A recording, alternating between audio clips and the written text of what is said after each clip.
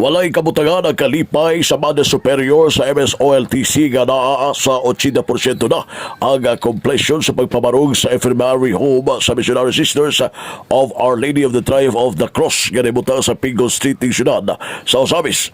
Gipahayag ni Sister Avelina Enriquez ang Madre Superior sa Msoltc nga nibutang niya sa Pingo ng syudad nga ang maong gambalay o balay sa mga masakiton nga mga madre na tukod kini tungod kay daghan naman ng mga madre nga Tigulang ang naa sa Msoltc o maglisod na sa pagsaka kanaog sila konvento.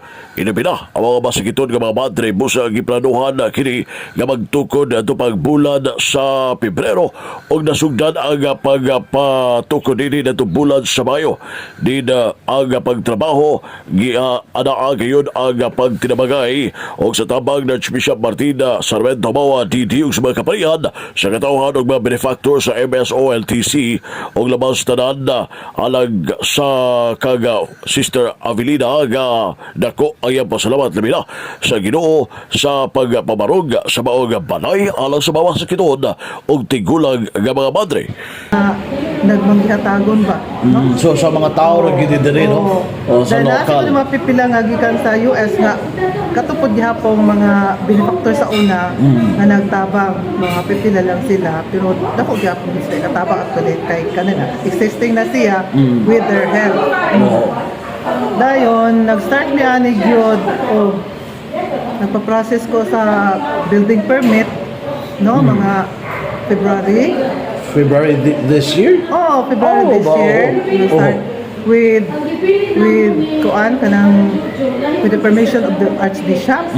Kita magkapataka-taka lang din. O pang-solicit kung wala pirma sa atong mahal nga obispo. So, mutanalangin ko ni Archbishop na may plano mag-imam may home for the elderly. O pwede ba nga magpapirma ni sa imong og solicitation letter.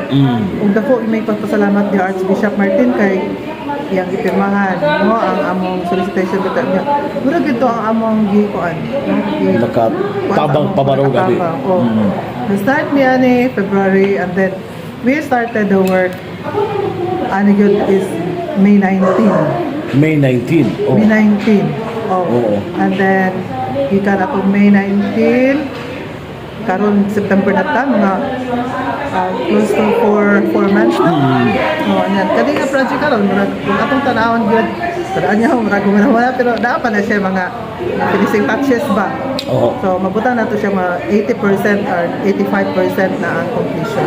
Duga pa ni Sister Avelina kung na ang pagtinabangay og mga pag-ampo dili imposible ang ipangadoy busa mapasamaton og dako ang Madre Superior sa Msoltc sa tanan nga mga bitabang ganina kagapo dugang sa death anniversary sa foundress sa Msoltc nga si Sister Mother Violeta Navarro kagapon gimo ang Santos Misa o giman ang pag-blessing sa Infirmary Home nga gipangalanan kini og Mother Violeta Home nga gipangunahan ni Monsignor Joel Montediramos uman sa mga madre o mga katawhan sa Msoltc nga mga madre nga nangalagad di lamang sa Archdiocese sa Osamis apan lakip na sa uman nga mga dioceses sama sa Iligan o Cagayan de Oro.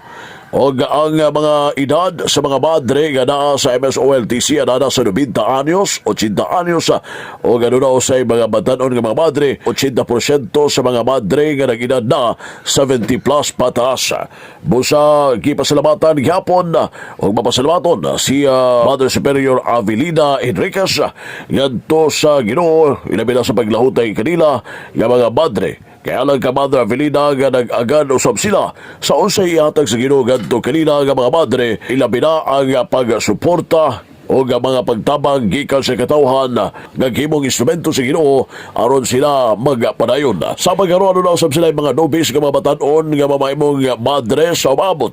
Busa nagdapit usab kini sa mga gusto nga mamahimong madre nga bisitahon sila sa ilang mother house labi na kadto mga batanon nga mga babae nga adunay gibati nga tawag sa pagkamadre.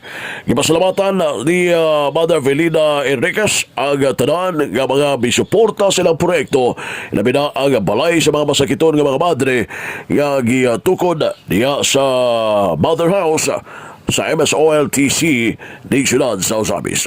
Ano ang pahayag ni Mother Superior sa MSOLTC, Sister Avelina Enriquez.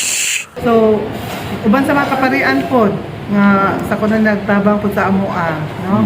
Nagpray po sa amoa. Actually, kaya ba naman yun nga si Bishop nakampo po sa amoa yun, kaya mo kinaiya, terming ikuan nga, mag-inampo ay yun. Para makasurvive ta sa atong papanalagad sa simbahan. Salamat po sa mga donors, mga benefactors. Pareho po din na sa share ni Monsignor Montediramos. Ang amo kinabuhi, pareho po sa ilaha ginapon nga nag-agad lang yapon sa divine providence ba to the people na maghatagon kaayo nagsabot sa among kinabuhi as religious, no?